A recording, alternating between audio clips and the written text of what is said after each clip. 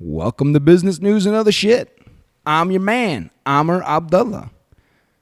We have a special business news and other shit for you today because we are not in our regular studio where I usually record.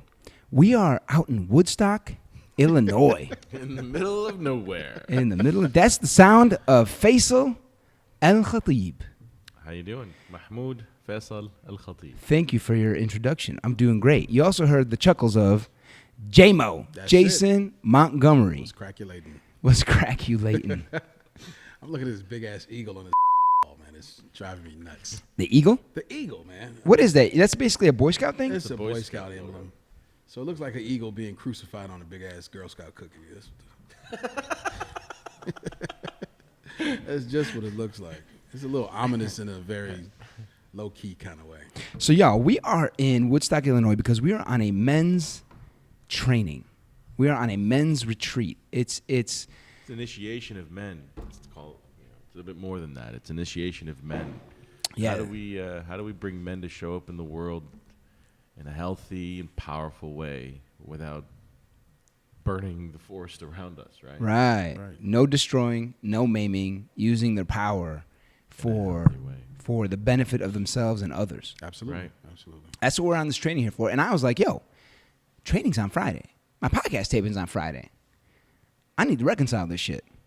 So I thought, who knows a way to teach us how to make some cheddar? And boom, I thought right away, Faisal Elkhatib.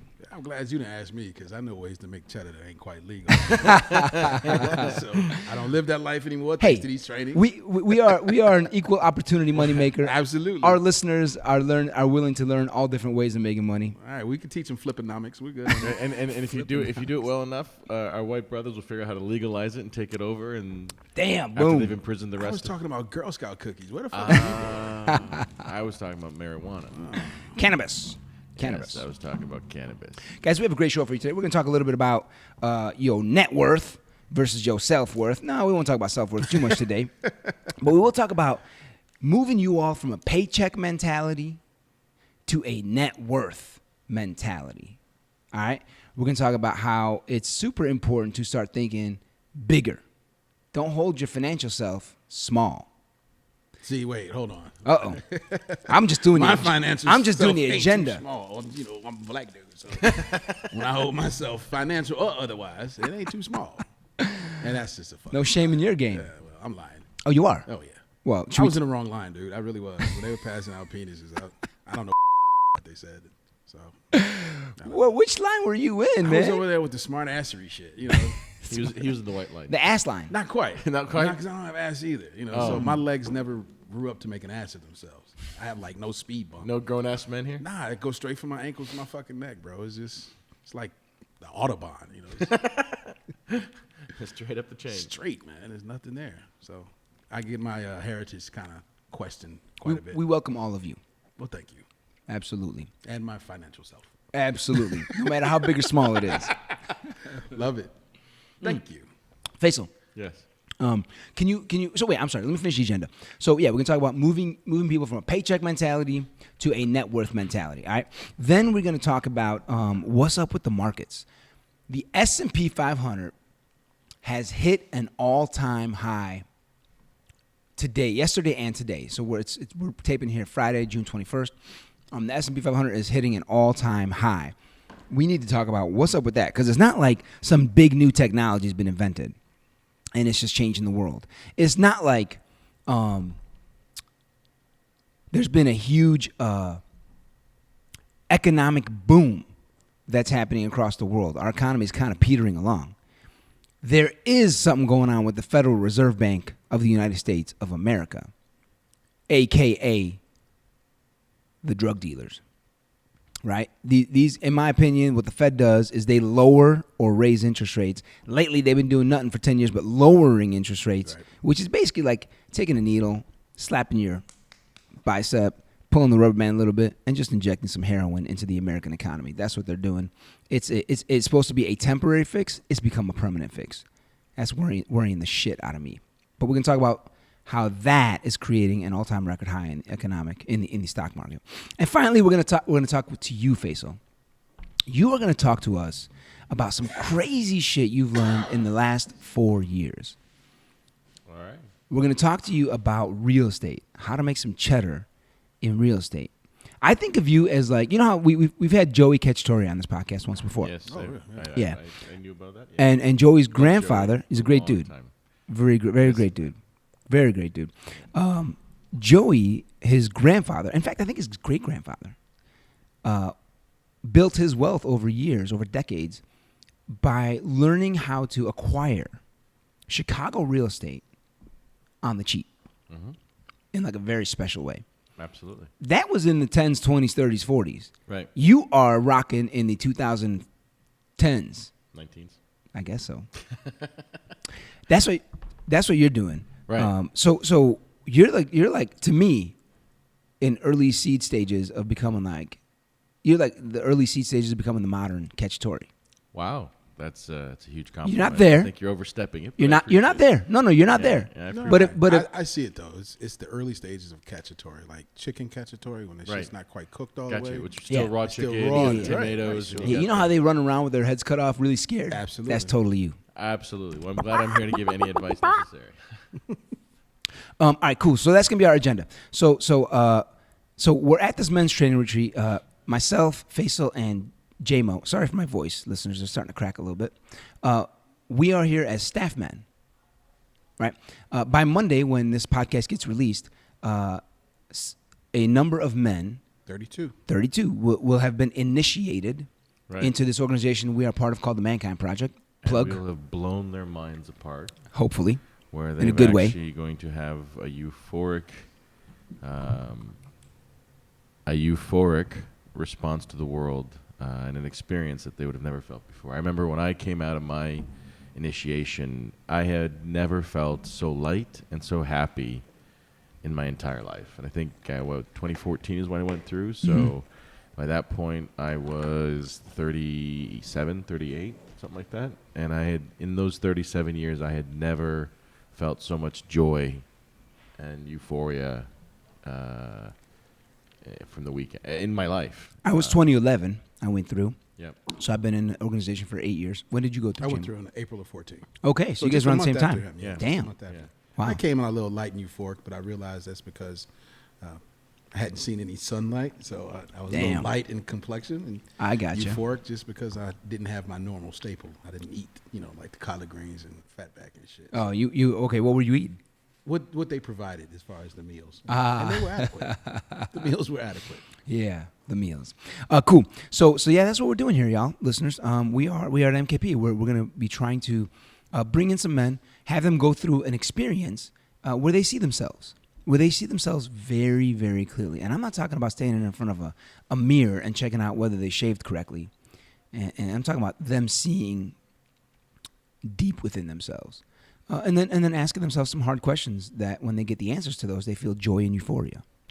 So the key is, it's really just about having a true, brutal self-examination period. Yes. That's a piece where I judge as men, we don't take time for. We are allowed, or we allow ourselves to let society judge us. We allow our inner circles to judge us. And quite frankly, we judge ourselves, but not in that brutal way where we're really telling or examining our truths. We examine ourselves based on a lie in relationship to other men. So, based on a lie in relationship to other absolutely. men. Yeah. So that's how I, prior to doing this work, that's how I saw myself. By looking at you, I'd see where I would stand. And quite often what I would do to make myself taller is I would actually step on you to look taller. Yeah, I'm better than you. Absolutely. Yeah. There's a beautiful saying from the Prophet Muhammad, peace be upon him, where he says, believers are mirrors for each other. And I think that's kind of capturing what you're saying, which is like, I think I'm seeing myself when I'm in isolation, but the reality is we don't see who we truly are. Right. Until I'm looking at you in the eye or you in the eye, and I'm like, damn. Or I look myself deep inside when I do this type of work. When I go through an initiation process, then I get to see my truth. Right. And the question then becomes, do I choose to walk in my truth? Right. Right. That's a hard question. Right. Where a community often can help. Yeah, Sometimes absolutely. that's the hard part. Once you've seen it, actually walking through that door is some of the most powerful, difficult things you could do. Right. So let's jump into our let's get to the comedy and the finance. So we're gonna need a little bit of a setup before we talk about the stock market, which is paycheck mentality versus net worth mentality. All right. Do you guys ever think about things in those categories, JMO or Faisal? Very rarely. Primarily because neither my paycheck or my net worth is very high. So I don't see. I mean, it's a survival piece for many of us. You know. Yeah, right. And even though the financial awareness is there, there's a piece around fear where it doesn't allow me to step out. You know, it's like I can go ahead and invest this. Nah, I think I need to go pay this bill. You know, so yeah, so it comes up.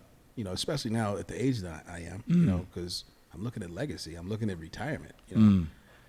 Yeah, I don't take the time to get beyond the paycheck mentality very often. You know, I think about it and it's like, okay, well, here's a couple twos and fews I'll just stash. And I know that's not the best way because as long as I hold on to it, it can't grow. So there it is. That is the best metaphor I can think of self is when I don't let my finances grow, I don't grow. Oh, wow. So I'm stagnant, just like my cash flow. I hear you. Yeah, I mean that's a challenge, right? Because if you're thinking about bill or save money, you've gotten yourself in a situation where you can't save money. Right. You cannot. You know, so in those situations, the answer is clearly bill. I think the thing that people don't realize is when things are moving a little better, because I think in life we ebb and flow. Sure. Even people who are having a solid job who make 150 grand a year.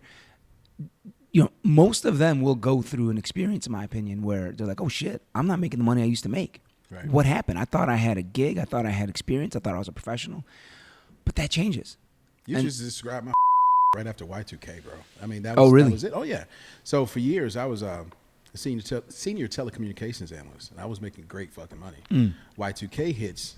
Now I'm working at a homeless shelter making $9 an hour. You know? Wow. So it was a lifestyle shift. Huge. Yeah, and so part of my financial, I'll say financial ignorance, not necessarily lack of knowledge, just me doing ignorant shit, is because I try to make up for lost time, the time in which I did not have the funds that I currently have.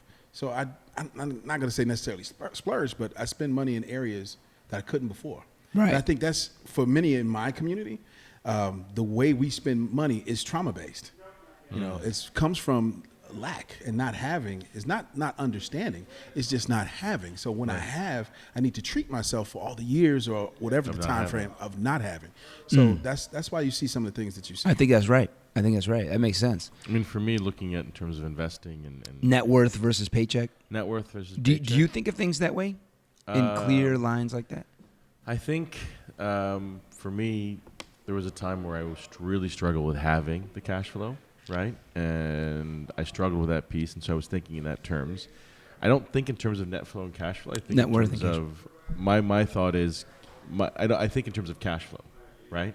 So how do I get into something or do something that'll generate cash flow to drive whatever I want to go and do? I've played a little bit here in touch with the stock market and the markets and stuff, and that just doesn't resonate with me. And it's just outside of my scope. I don't understand it. So it's hard for me to trust someone else to go and do it, especially when I've heard all the horror stories of you invest your money in this market or this stock, and all these guys did the stock market investing, and then they lost their entire portfolio when things flipped. Horror stories. And then, of course, I always think of, Joe Kennedy, right? So there's a story of Joe Kennedy when he's at the... This is Joseph Kennedy. Joseph Kennedy. John F. Kennedy's... grandfather, John F. Kennedy's dad, right? Dad, so okay. this is back in the 20s, just before the crash. And so he's sitting there, and one of the waiters walks up to him and says, "Hey, Mr. Kennedy, I've got a little bit of money, save it up. I'd like to know how I should invest it." And Joe Kennedy looks at him and says, "Hey, thank you, but I don't give advice. You should talk to a broker. That's not really my thing, and I wish you the best of luck, son."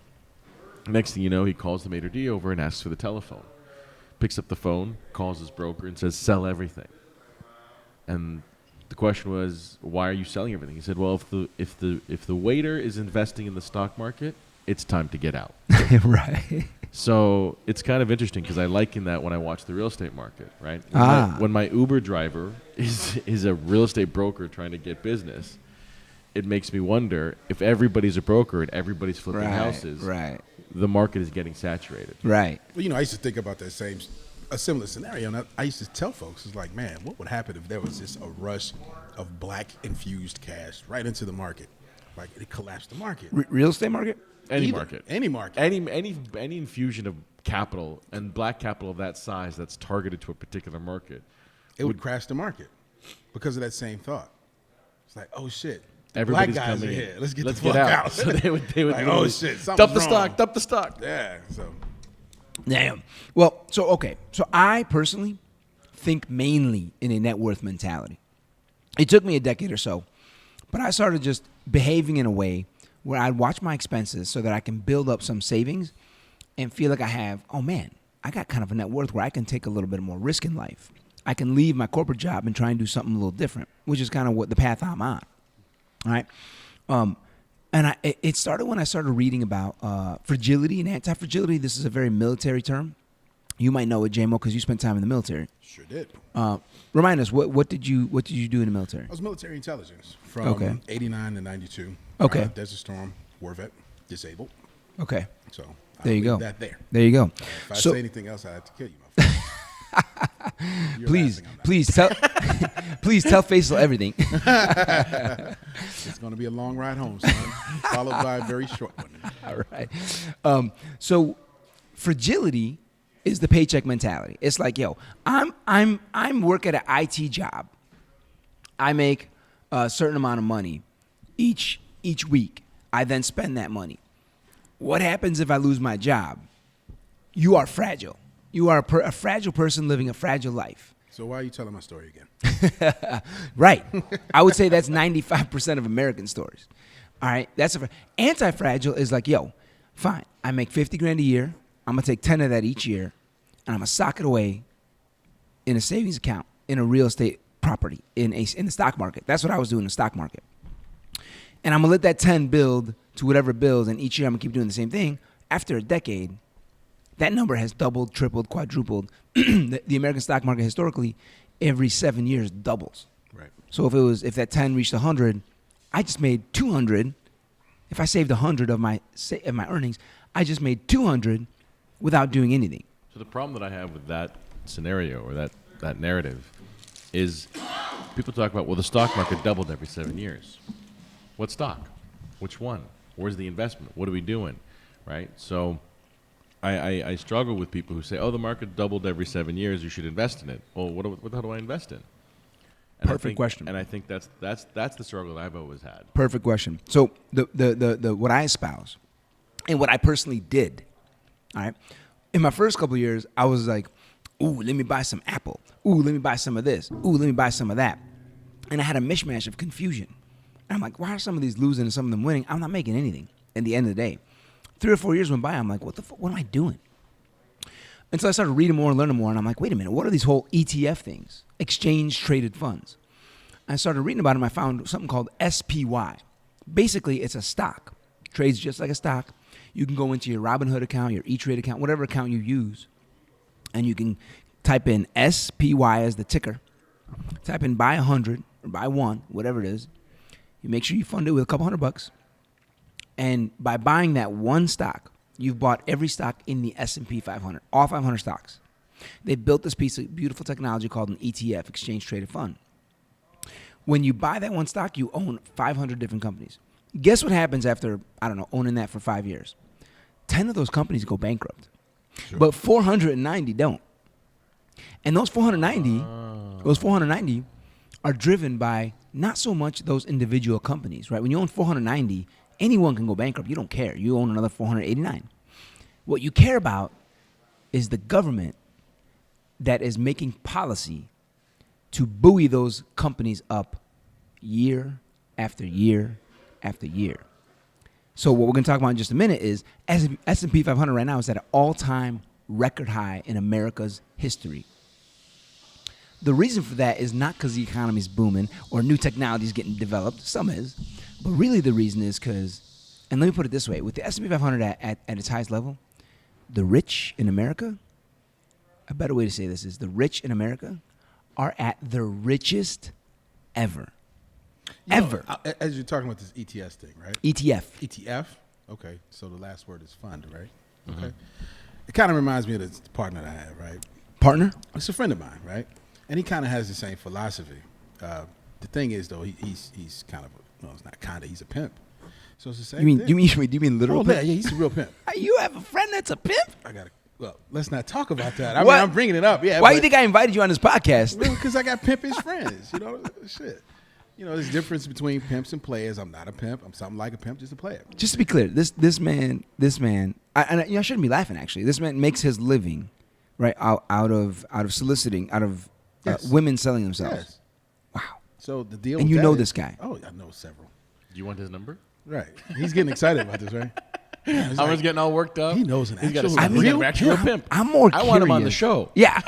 But it's the Why did I same- bring you on? It's the bring same a pimp mindset. friend. Right. Should have got the pimp. Well, Yeah, my clothes aren't as flashy as his shit. But Wait, so it's the same mindset? it's the same mindset. You know, he spends $1, gets one chick, that turns into $500. Wait, he spends $1. Yeah, it was That's a one couple chick? dollars, $1. What does that mean? What does he spend it on?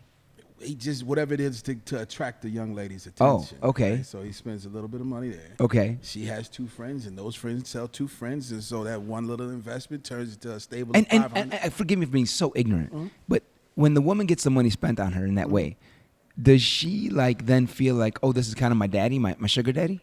I don't know. I'm not a woman that's on the track, Right. so I can't say Presumably, that mindset. right? Yeah. So it's just showing He'll some take care of attention. me. Yeah, exactly. Right. And he'll manage my work or whatever I do. So Right. Almost like her manager. Okay. kind of like that. Okay. But it's the same mindset. But after having a stable of 500, at least 10 of them motherfuckers are not going to be out on the track that night. So he still pulls he in money didn't- he for didn't- 490. So Oh, it's not that bad. I mean, somebody's going to get locked up. Somebody's going to get a disease. Somebody's going to get their ass kicked. So he still got 490 motherfuckers out there. I'm banging my head against this microphone because So I can't believe guess that's what early transitional funding in his case. Is that what we call ETF for him? early transitional funding. Yeah. Wow. Yeah, so yeah, that is basically It's the same shit. It's Buy called low, it's sell called, high. Goddamn it. it's called it's called diversification. Diversification. Buy low, sell high. Right. So Robinhood is a great app that I love, right? And there's another one called Stash and Betterment, where basically you download this app, you type in your routing number in your checking account, and it'll just pull $10 or $100 every month, whatever you tell it to pull, and it can just automatically buy the S&P. All right, and so you're just buying 500, and the game in the stock market is not trying to pick the next winner, because that don't work. I'm telling you, it's impossible. You need to be an insider, like a hedge fund who has billions, who goes, knocks on Tim Cook's door or past Steve Jobs, and looks at him eye to eye and be like, yo, when's your iPod Nano coming out? Yo, when's your iPhone? And once you have that inside information, you can now make wiser decisions. Shit, I should buy an Apple in 1999 or 2000 or 2001. But we little dudes are never going to have that information. Ever. And if we do, they're going to put us in jail for it. Right. Right. So the game for us is bet on the American politics. This is crazy, but the American political system is built in such a way to, I hate to say it this way, but those who do not save and invest in companies are basically oppressed in this country. All right? If you're not a shareholder owning some stock, you are basically going to suffer in this country because you are at the mercy of a CEO who has to decide, man, well, we just made $1 billion this year. So if you're a Should shareholder, you're a sharecropper? What's a sharecropper? The one who harvests? Yeah. Isn't it? Pretty It's much. pretty much what it is. It's a kind of a new age feudal system that was used after slavery and during Jim Crow, to where the newly freed slaves were allowed to still work on the plantation, and the thought was you have an ownership in this, but when it's time for you to harvest your crops, I own the crops because I own the land. So it's right. So it's BS. It's total indentured servitude. Yeah. So, and because of how the cycle goes, you have to plant, you have to grow, you need tools. Oh, well, I also own the general store. So Right, so I'll get give you your the seed tools, from me, right, but right. it's going to be on credit. Oh, snap. So now each year you owe me more and more and more. You're further in debt, and there's no way to leave the There you farm. go. So that's sharecropping. That is not legit shareholding. No, so I'm not saying sharecropping. I'm saying shareholding, which means you own some Apple or you own. Well, if you're an not investor. shareholding, you're You're sharecropping. sharecropping. It's real shit. Exactly. 'Cause If you're you're working not, for there the you man. go. You're working for somebody There else. you go. You're not building your own There you wealth. go. You're sharecropping. Exactly. Sharecropping. Yeah. So a CEO / plantation owner has a decision to make. Well, let's talk about CEO in modern day. they're either going to give the excess cash or excess profit to shareholders, right, in the form of dividends, or they're going to give it to the employees. And guess what they've been doing, and they're going to continue to keep doing? Buying back shares, making the shareholders money. You got it, brother. You got it. If I'm not mistaken, didn't Reagan help create legislation? I want to say that was like in 81, 82, where it made it mandatory to give back a large portion of those funds back to the shareholder? He probably did some kind of legislation like that, and it's probably for a specific condition. Like in these situations, you have to give. But like for example, Uber. Uber's losing money every day. They can't, not only are they not giving their people back money, they're losing their investors money. And there's other companies. Shit, when's the last time you've been in an Uber? Me? Yeah. I use Lyft, so That's what I'm saying. right. Uber. I mean, that's what I do. Uber. But I'm sorry if you Uber drivers out there listening. I love you. But Uber is 4 times the size of Lyft. Absolutely. You know, but I'm not. It's like I'm a Pepsi guy, not a Coke guy. You know. Yeah, I had a guy pick me up in an Uber, man, and the car just was reeking of weed, and I. No shit. Yeah. So can you imagine me walking in the office and I'm trying to explain to him? No, it was the Uber driver. That shit didn't go very well. It's like dog ate my homework. Kind of shit. No, it wasn't me. Sure. So that's why I'm saying graduate. Check smells like weed. Right. It wasn't me. I wasn't. Yeah. Who's gonna No one's gonna buy that shit. All right, so that's what I'm saying. Paycheck mentality to net worth mentality, as time goes on, and this country continues to prop up the stock market to make sure the rich keep getting richer, we all losing out. We are all losing out. You know what I'm saying? So that's why my urge is for everyone to think about moving from a paycheck mentality to a net worth mentality. You will become anti-fragile, which in the military, as I understand it, they use that term to mean like, yo, if you're hit with some shit that you weren't expecting, at least you have backup. At least you have suddenly $5,000, $10,000, $50,000, $100,000 in your stock account. Able to move forward. You're able to move forward. You're able to make decisions from a strong place as opposed to desperate. I got to take any job. Right. That's anti-fragility. That's the net worth mentality. That's what I personally try and practice. This is what I'm looking at. My financial state is fragile than a you dig. So getting to that place where it's looking at net worth, how would a guy like me just say $500? You know, I'll get $10 from every man I know. Speaking of which, Faisal, how much? I'll pitch in 10. Oh, okay. So if you give me 10, right? I take his 10 that he gifted me. You ask $10 from everybody you know. Yeah, well, at least I'm not buying weed with it, right? Hey, yeah, okay. You might be a better investment. Don't give it to your Uber driver though. No, he has plenty of his own, obviously. Shit. So yeah. So how would I change that with a very fragile state of financial? It's really more about. It's not about size. I think it's No, consistency. that's bullshit. She told me the other night before I left. And you Size told her. does matter. You buddy. told her. I was in the wrong line. I told you. That's what I told her. You told her my financial situation. Yeah, the way my The check question account is set up. Was it before or after? Because if it was after it, then it don't matter. Well, I kind of ran the thing that it was cold in the room. I had to turn the AC off. That shit just didn't work. Wasn't believing it. So she handed me a 23andMe kit and wanted to see if I really was black and shit. I won't spit into this. I'm not spitting in that tube. Oh. You had to see for real. Are we still talking about the 23andMe? So yeah. So Faisal's right, man. I think it's more about consistency. Well, anti-fragility doesn't occur necessarily just from I got $100,000. No, if you think about it, in the military, in the field, sometimes anti-fragility is created through a repetitive practice of some sort out there in the field. Like, yo, let's run through this thing again. That way, I don't feel as worried when shit goes down. Right. It's really that creates this powerful psychological mindset where it's like, yo, I don't care if you fire me. I'm strong. So for a guy like myself, coming close to 50, I have adult children, but I do have grandchildren. And again, I hear you say size doesn't matter, right? You still don't and believe there are some that would disagree with that. What would I have to do to place myself in an anti-fragile state? Got you. So it'd be quite simple. There's even an account, an app called, I think it's called Acorns. Yes. What these guys do is that you connect your credit card or your debit card, for example, your debit card, I believe, to their stock account. What they'll do is with every purchase you make, let's say you buy a pack of gum for 50 cents, they will round it up to $1. You'll pay 50 cents to Target, whoever you bought the gum from, and they'll take the other 50 cents and literally buy a fraction of the SPY or whatever you tell them to buy.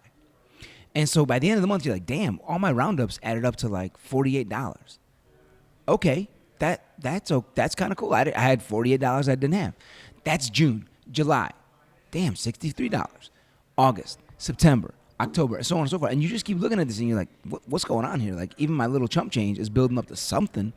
And each month you keep seeing that and experiencing that, something's starting to like chemically change inside your mind and your heart. And you're like, man, why do I feel less insecure financially, even though it's not a big number? That's been my experience as a younger person. And these days, as it's gotten older, it just, you want to know the truth? My numbers are bigger right now. I feel very blessed to say that.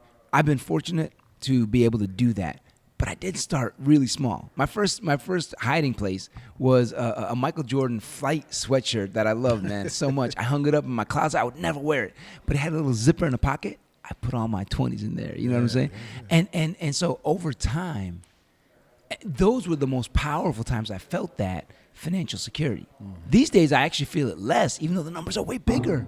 Sure. Isn't that funny? Yeah, it is. So I guess at a smaller place, a smaller size, it's actually more powerful. Right. So I'm looking at the whole Acorn thing. That shit sounds great, especially now because a lot of the weed guys are taking Cash App. So it's like every time a guy goes to re-up, shit, get some of that money invested. Right. I'm digging that. Right. I'm digging. I can see how I can spread the word on that. There you go. So every time you hit the bootleg guy up and get the bootleg DVD, you're investing. Fuck it. Exactly. I'm digging it. No matter what legal or illegal shit you are doing. I'm loving this. Is it like round up to the nearest dollar? Or yeah. Round up to, okay. Yeah. Now, so let's move on from paycheck mentality, net worth mentality in just a moment. I'll say one or two more things about this. The big part about this is once you start doing that, your wealth, the money you're saving is working for you while you're not working. Like a lot of people there's that pimp shit. That's just what I'm talking about. Exactly. That's out the there pimp working, shit. He's not. He's just chilling. He's counting. That's it. He's counting. He's trying to pick out the next nice fedora. That's what he's trying to do. But so yeah, but no, for real. Like I've heard stories of guys who they'll say like I worked at Eli Lilly my whole life. I made $64,000 a year on average. I'm like, yo, if you work there for 30 or 40 years, that adds up to like, I don't know, 60 grand times 30 years is like 1.8 million. He's like, yeah, but you should see my stock account from those 40 years. I'm like, what you mean? They're like, that came out to be $5 million or $6 million by the time I was 70. I'm like, you crazy? They would make in their whole life $1 million or $2 million from Pfizer or Eli Lilly, wherever they work. $1 million or $1.5 million. But in their stock account, it was $5 million over that time. They made more money not working than working. And, I think I had a discussion with my parents, I'd say about 25 years ago, about that exact same thing. My parents were so into their 401k account, and they were really into it. I said, yeah, that's great, but what else? Well, I'll collect a pension. I said, that's great, but what else? And now my parents right now they're entering their 70s. And now they get it. It's like, had we done more? What else you meant? Like, why don't you add more to that? Right. What can you go beyond that? Because, and we kind of saw what happened. 2012, we had issues. 2008, there were issues. Right. Where a lot of these 401k accounts were getting wiped. Absolutely. And you're talking about people who are facing retirement that had to start over. Now what? Right. Now what? Right. So it's not as if you have the next 30 and just years. to be clear, though, in those situations, right, this is where the government then, as you guys may recall, it was probably late October 2008, they passed something called TARP, right. TARP, Temporary Asset Relief Program, I believe. Right. And what they basically did was they took $1 trillion from the rank and file American citizens, and they gave it to the big banks. Right. And they're like, yo, put this in your coffers. You can go lend this out and try and restart the economy. And they took that shit and gave big bonuses. That's what they did. Right. In many ways, they did. Yeah. So a dude gets a $20 million check for losing $100 billion. Right. Like, hey, good job. But here's the thing. What that did do was it basically propped up the banks, which propped up the stock market. And so the stock market it took a year, but it recovered. And here we are, 2019, again, all-time high. So the government is set up in such a way to make sure people who are rich stay rich. get richer. And 2019, June 21st, here we are. They are the richest they've ever been. It's not like they've gone down; it's only gone up. So net worth mentality. So net worth mentality also gets you wealth that you didn't even work for. And the last thing is, the two-prong approach basically builds your wealth faster. Meaning, earning the income and saving the money is basically how you're going to do it. You want a little bit of both. You always want to be thinking about your income and how am I going to do a little more income, but you always want to be looking at your net worth as well. That's really important to be focused on both. I'm not saying just focus on net worth. I'm saying you got to be thinking about both. Let's move to the second thing, and then we'll start talking to you, Faisal. The second thing is basically the stock market is at an all-time high. The first thing I would say, and real estate. Faisal, wouldn't you say real estate is at an all-time high right now too? I think real estate is saturated. There's still room in certain markets and certain markets still operating. If you look at the under $300,000 market, it's still popping. It's still moving. But when you get into the mid-tiers between 350 to like 700, it's kind of, it doesn't stagnating. It doesn't have the, there's a word for it, I can't think of it right now, but it doesn't have the bubbliness. It doesn't have the activity that it used to have. Oh, okay. And then when you get into the higher levels, the 700,000 and up, that one is just, it's a very unique market. And that market usually is always pretty good because at that level, they're usually recession-proof. Because quite honestly, when there's a market crash and when that gets hit, it impacts the poor and impacts the middle class. Right. Less so the Beverly Hills. Less so the Beverly Hills. Yeah, the Lake Forest, the Manhattan. Got you. Right. All right. Well, so stock market's at an all-time high. Real estate seems to be at an all-time high. And the crazy thing I would say to people who are listening or to you all who are possibly thinking about beginning to invest in the stock market is, yes, I know it's at an all-time high, but keep investing. I have this rule I tell people, 60-20-20 rule. So you make your income, right? Let's say you make 35 grand a year, 50 grand a year, whatever it is. Call it 2 grand a month, 3 grand a month. 60% of that should go towards your living expenses, your food, your rent, your insurance, whatever you need. 20% should be automatically moved into a savings account that invests in stocks. And the other 20%, 60-20-20, is splurge. So it's 60% shelter, let's call it, and food, 20% savings, and 20% splurge, whatever you want to spend it on. And I'm saying that 20% in the stock market, even at these high levels, keep investing. Yes, we're getting bubbly. Yes, it could crash. And as long as you discipline in a disciplined way, keep regularly investing, it will, over time, in my belief, continue to rise given the way our government is set up. So despite us being at all-time record highs, I do believe the government is on the shareholder side. Nothing has changed legislation-wise. That will continue. So why is the stock market at all-time high? We'll just talk about that for a minute. So things have been really, really tricky with this trade war. In fact, in my opinion, we're in an all-out trade war. I think Trump is doing as much as he can to deflect the reality of the China situation. It's a serious, serious problem, and it's only going to get worse. I think China is legit in their effort to overtake America and the world, frankly.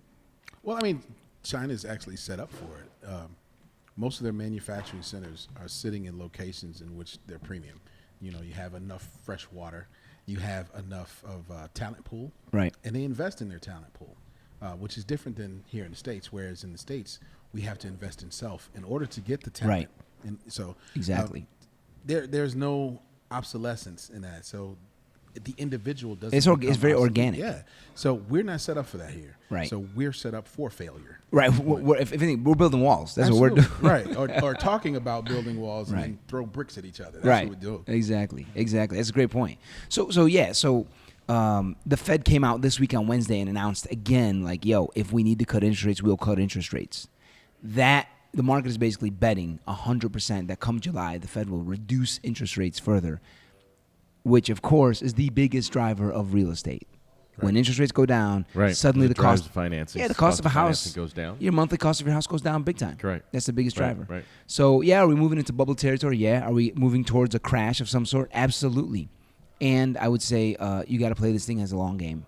The government will do everything to bail us out if and when we see another crash. So Faisal, I have a question about that. Yeah. I know quite a few people who are in the real estate game, and I know people who want to get in the game. And, I hear you as far as where the various levels of entry can be. Correct. One of the things that is the most problematic is funding. Right. So access to capital. Access to capital. A lot of guys like myself who really don't have it because we kind of made a few mistakes maybe 10, 15 years ago, and now we have Or let's be student real, you're loans. black and they don't want to give you money. There we go. And I did want to go there. Or if I get the money, and because I am black, I pay a much higher interest Correct. rate. So Because of your the mythological increased risk. I'm a higher risk. Right. So I'm not going to really purchase the properties that I'm talking about. I'm just going to get a fucking closet full of Jordans and then act like, that's the Right, thought. right. Or that I don't have the wherewithal to be able to maintain. You don't have what they acquisition. call the capacity. Yeah, that's it. You need the So- capacity building in order to do what you got to do. Funny thing, we speak about capacity building. But the question is Are we What are some back of down to the line that you were standing in? no. Oh, okay. No, wrong line. So what are some of the ways that a guy like me who can't or has difficulty, I'm not going to say can't, has difficulty with mainstream funding sources, how do I get creative with financing projects that I'm looking to do? Perfect segue into introducing Faisal as a real estate attorney turned into a real estate investor, basically. Yeah, so I'm a real estate attorney. Most of our work is real estate litigation. We do some transactional work. And recently, over the last few years, our focus has been on, or at least my personal focus has been on the receivership program or receivership within the cities. But I want to answer your question, JMO, about kind of access to capital. So what I find is, and I struggled with the same thing when I started out and trying to figure out how do I gain access to money and capital in order to be an investor or for my clients to be investors. And what I'm seeing a lot is community funding. So depending on the project, what and we see this a lot in the Palestinian community in certain communities where the community will fund. So everybody will pitch in $10 or $100, and so everybody will come up with the $10,000 needed as a group for one person to do what they got to do. Right. And then you'll put in your $100 on the next month in order to support the next group who's going out to do that thing, to get their investment. And that requires a tremendous amount of trust, right? Right. Which is That's a huge amount of trust.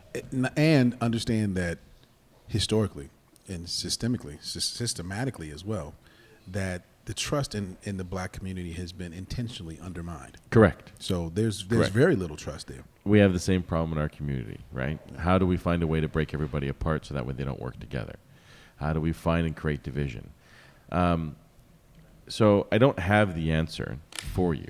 There are funding sources out there that will provide high-cost funding. And what I found is a lot of times people want to dive into something and they want to bite off way too much than they can chew, right? Sure. So they want to take a big, huge project. So one of the pieces that we've been doing and that I've been focusing on is using receivership as a way to access vacant abandoned buildings, what we call zombie properties in the south and west side of Chicago. These zombie properties come from the concept of it has no brain, but it has a body and a structure. And the no brain is because there's The building doesn't have a brain, but the building has a body and a structure. Well, yes. And see, that's like, the guy, go back to the pimp friend of mine. All the, Please do. the women who he get, they really don't have much brain. But they have Let's body not go there. and the structure. No, All I'm right. being honest. So I guess. So that's receivership on his behalf, I take it, huh? Well, Wow, in a way it is. It is. Well, I'm not going there. Well, he's taking I think advantage of those who know less. The point of the Absolutely. zombie property piece is the fact that it has no brain is the fact that there's nobody there to take ownership of the property. So the owner has abandoned the property. The bank won't foreclose. The tax buyer sees no interest in the property itself. Slow down. Say it all one more time. So I'm going to slow down. It's a zombie property. It's a zombie property. The idea of a zombie is it's moving, it's alive, but there's no brain to control it. So like Three's Company, Stanley was the owner of the property, right? I think the metaphor speaks for itself. It's a zombie. We don't Yeah, need to I bring just- in Three's Company. But just like Think of The even- Walking Dead. Yeah, but I'm trying to picture a building walking. It doesn't make sense to me. No, but it's almost so- like if Stanley wasn't there for the property in a way, right? Let me take it. So let me see if I can help. The property, no one wants the property, so no one can make any decisions about the property, Including the landlord who originally bought it. including the owner of the property. can't make a decision because, for example, I'll give you an example. The property is worth $10,000 or $100 or $50,000, but the mortgage on the property is $200,000. So they're severely underwater, right? And so something went sideways with the property. The tenants left, or there was an eviction, or something went wrong, or the building violation, or something went wrong to the point where the owner no longer had a desire to further invest in the property because any money they put in the property was really enhancing the property for the bank. And so he just walks away basically. So he walks away, or they can't afford to pay the mortgage anymore. So they stop paying the mortgage, and they're expecting the bank to come and foreclose. Right. However, the banks traditionally in Chicago have decided, or in practical terms, they have not foreclosed on a lot of properties within the south and the west side of Chicago, determining that we're going to wait for the market to turn. Right. So they let these properties literally decay for years, sitting out there without doing anything about it. And so, because the mortgage is so high, no one can sell the property. Right. Well, if no one can sell the property, the taxes are going to keep going. And Right. the bank is like, well, I don't want to pay the taxes because the property in our sense has no they'll value. accumulate. Even though they were $5,000 for 1 year, if it goes for 5 years, you now got thousands It could be of $2,000, dollars but if you've got 8 years of unpaid taxes, you're looking at $16,000, $20,000, $30,000 of taxes on a low quality property. on a property that's worth maybe $10,000, $15,000, $20,000, Right. $30,000. Taxes are worth more than property, right? Absolutely. So the tax buyer doesn't want it. Right. And then in Chicago has a unique piece in terms of they created a money machine on 400 West Superior. So building violations cases. So you don't cut the grass, you don't clean up the garbage, your garbage can overflows, and they start pegging you with violations. And so what's happening is they'll and that's a whole nother podcast, right? About how the city's making money and what they're doing in terms of building owners. But the banks don't want to take ownership of property. I mean, sometimes they'll foreclose, but they won't record the deed. So you end up with these properties that are just sitting out there forever, and no one cares because, well, it's in a black community. Sure. This would never happen in the white communities. The north side, the North Shore, some of the areas that got hit also by the foreclosure crisis, those properties got picked up extremely quickly. But that didn't happen in the south and the west side of Chicago. Yeah, those areas are more vulnerable to low valuations. On the other side of that, the highest cap rates in the country are in the south and the west side of Chicago. Oh, is that right? So People will pay their rent. Well, cap rate is based on the amount of your acquisition price versus the amount of income it's generating. Right. So on either coast, East Coast and West Coast, the values are so high in terms of acquiring property. I mean, you're looking Cap rates are so low. Well, you can buy to buy a bungalow in Inglewood, California, right?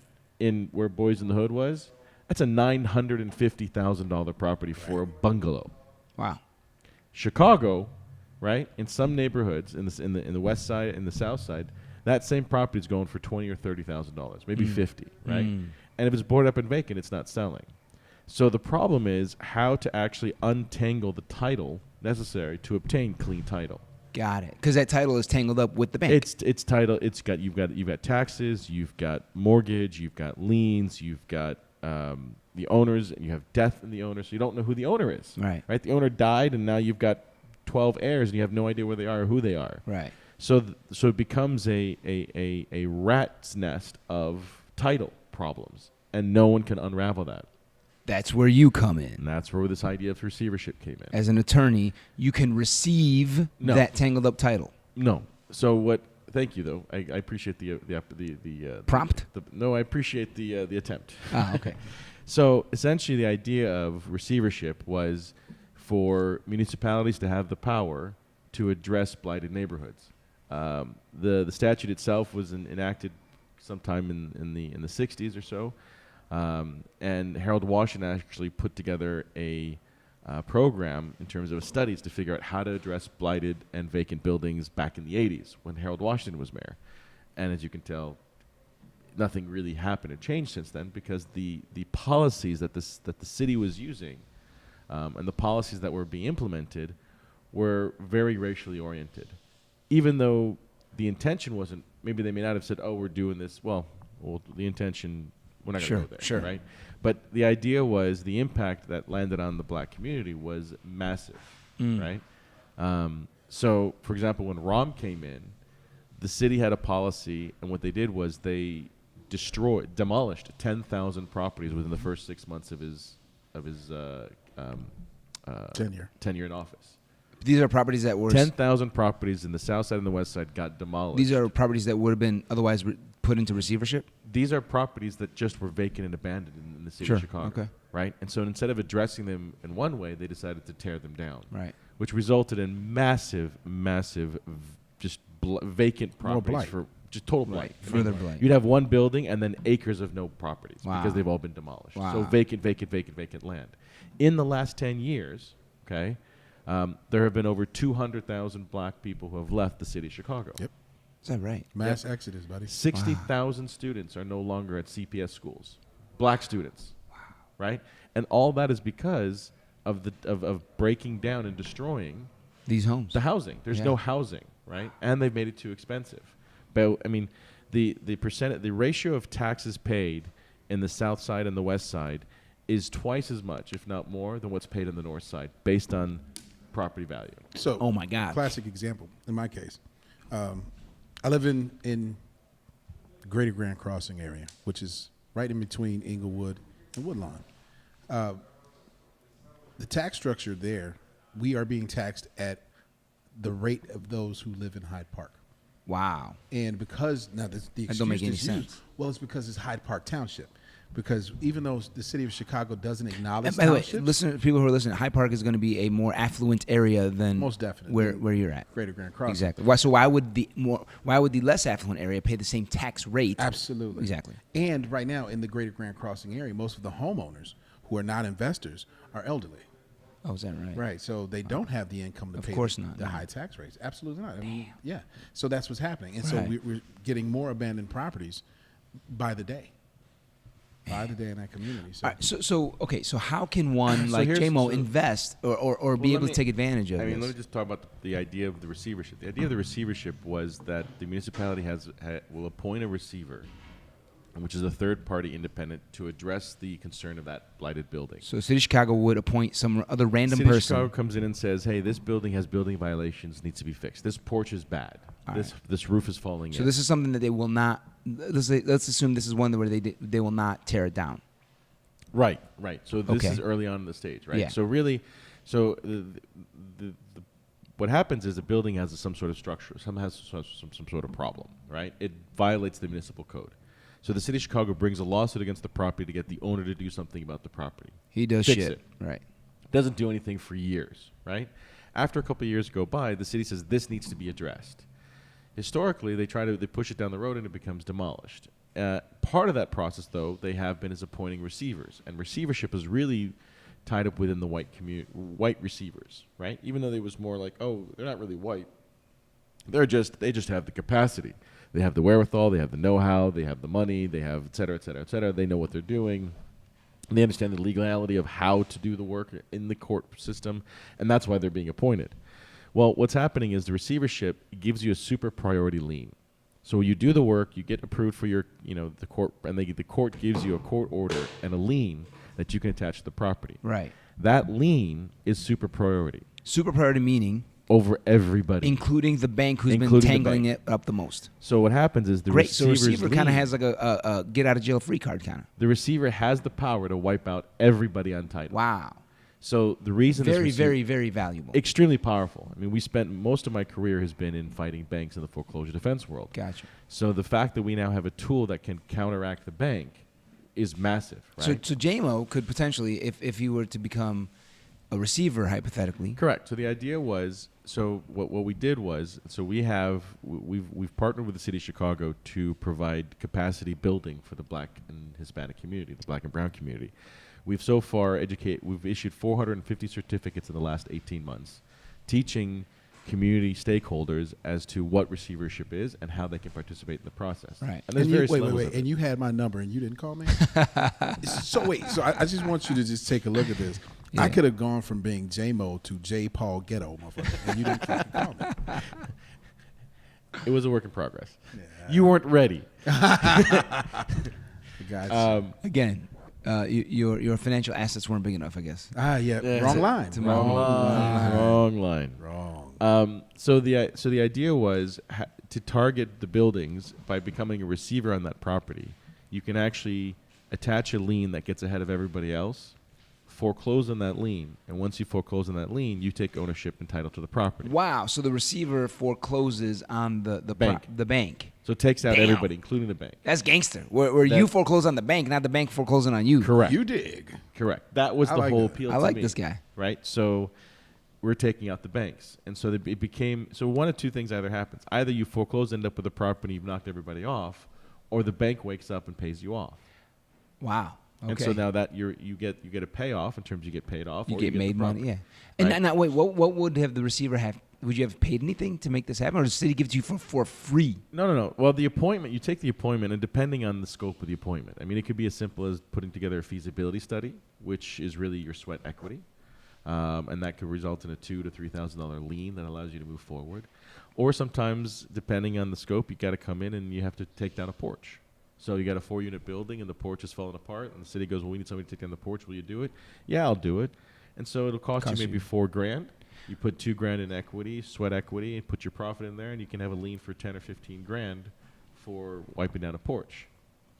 When Now- you say a lien for 10 or 15 grand, So what you your mean is lien- you have a property in the end for 10 or 15. No, you have a lien for $15,000. which you can turn into a which you can turn into a property. Right. So ideally, the best way to approach this process is really to do the least, and this is what I tell my students is, and of course nobody wants to hear, like the city doesn't want you to know this, right? And they want you to hear this, but the idea is to do the least amount of work. Of course. So wait, hold on for a minute. You got to be very quiet because the city is listening. I know. So for those of you that work for the city, we're not talking about anything. We're not saying shit. So you haven't heard anything. You can keep talking, but just speak real low. I'll lower my voice. There we go. So the idea is to spend the least amount of hard cash, right, on acquiring a receiver's lien, okay? And then using that plus your cost of foreclosure to acquire the property. So ideally, you want to be within the $10,000 to $15,000 range, all in, including legal fees to foreclose. So you acquire properties that normally you would have bought from the bank for $40,000, $50,000, $60,000, and you're acquiring them for $10,000 or $15,000 when you're done. The downside to this is the timeline, right? So it requires someone to have the perseverance and the willingness to stick it through all the way through the process. How Because it long- could take how long about could- 2 years. Up to 2 years. Okay. So you're looking about a year for the receivership and a year to foreclose. Have you done this personally for yourself as a real estate investor? So I don't talk about what I do personally. I can talk about what we do with my clients. But Okay. yes, we have gone through that. All right. Can you give me like the superstar example? We have to wrap up here, but just give me in a quick version the superstar example where it was the kind of one of the lowest investments dollar-wise to acquire the lien, but it was ended up being one of very high valuable properties. Yeah. So there's a project where their lien investment into it was about $15,000. And they acquired the property, and the value of the property post rehab, they put about needs about $150,000 to rehab it. So by the time they're done, it's a single family. They're converting a 2-unit to a single family house. Value of the property is $300,000 plus on an after rehab value. Wow. So they got the property for 15 grand, you said? All in, they're 15 into it. Yeah. And then they later sold it for 300 Correct. after rehabbing it. Correct. Wow. So that's a huge profit. Huge profit. Yeah. Yeah. 2 years investment, 15 grand lien, and then they rehabbed it. Correct. Wow. And would they need an attorney like yourself to kind of go through this process, or can a receiver do it on their own without an attorney? I would strongly say don't do it by yourself. One, you won't, unless you've gone to the class, the certification, you will not be approved as a receiver. You got to be approved as a So you receiver gotta through be the approved city. receiver. Got it. Well, not through the city. It's a partnership with the city, but it's the Dearborn Realtors Board. So a little brief plug on them. So in the 40s, when realtors, which is where everybody thinks a real estate sales professional, everybody's a realtor. That's not true. Everybody's a real estate sales professional or a real estate broker. The realtor is a brand. It's a trademark. And so realtors had systematically, from the beginning, decided that black people were not going to be part of them. So when they refused to allow blacks into the organization, a group of black real estate sales professionals formed the Realtists, REALTIST. And Chicago was the founding place in 1941, called the Dearborn Realtist Board, and is a trade association. And so the Realtists have been fighting for democracy in housing since the beginning. Damn. While the Realtors have always been doing everything they can to prevent blacks from living in areas, buying in areas, getting financing. and the federal government was complicit in this. I mean, when the GIs came back in World War II, they gave white GIs money and financing and mortgages to go buy homes, but blacks could not buy homes using the GI Bill and could not tap into that. The GI Bill did not apply to African Americans. The GI Bill did not apply to African Americans. So they could. So GI Bill, you heard about GI Bill, GIs going back to school and getting an education under the GI Bill.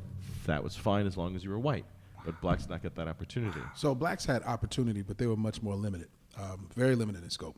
And then even with that, we had to face redlining. Correct. You know, And so redlining was saying they will not finance the purchase of homes within certain neighborhoods, and those happen to be black neighborhoods. How are you related to? Is it Dearborn Realtors? So I'm general counsel to the Dearborn Realtors. Oh, okay. I'm also Fight the power, baby. Yeah, you with them, huh? Yes, thank you. I'm also a board member. Okay. Of the Dearborn Realtors board, and I'm one of several professors who was teaching this class. We just finished yesterday a 6-day class teaching receivership. One last question: if someone became certified, Yes. and they're like, all right, now I want to start buying up these properties or make an attempt, where do they go to see what properties they can purchase? So what we're doing is we're working with. So when the city has these appointments popping up, what we're doing is we're working a system to try to get these receivers access to these properties. But there's probably about 9 or 10 different ways of making money as a receiver without having to go through the whole process. Because one of the big things is once you might have no money into it, however, you're going to have money to rehab it. So some people don't have access to capital for rehab or they're not ready yet. So they start out small. Let me go out and do a couple feasibility studies and make a bunch of liens, and then I'll sell those liens to someone who has capital, right? So, for example, if you want like an intermediary. So I'll get the receiver's lien. I've got $3,000 or $4,000 into it. Amer, you want to get into it, but you don't want to deal with the garbage that I had to deal with in terms of the courts and everything else. So you'll buy my lien at 70% or 60%. So now you're 1 year ahead on the jump, and you can move forward. I go back, get more liens, and I keep doing that either as I'm making a division living of labor or kind of thing. Absolutely. So it's what we're trying to do is we're trying to pod the groups together. So put groups together who are contractors who want to do the work, people who want to do the accounting, people who want to do show up in a court. You want to make money in a quick way, getting low price properties. Become a receiver. I wouldn't say quick way. I think if you want could be look, depending on which division of labor you take. If you want, the idea is to make money, win real estate at a low cost, and by the way, help and communities. turning around the communities from turning them from blighted to active. Beautiful. That's Faisal Elkhatib, our main man, real estate gangster, receiver gangster. Jason Montgomery, thank you. Thank you. Tell your pimp friend I say what's up. We want him on the podcast. He ain't talking unless you bring cash, bro. The game is to be sold, not told, baby. Hey. Thanks for listening, y'all. Peace.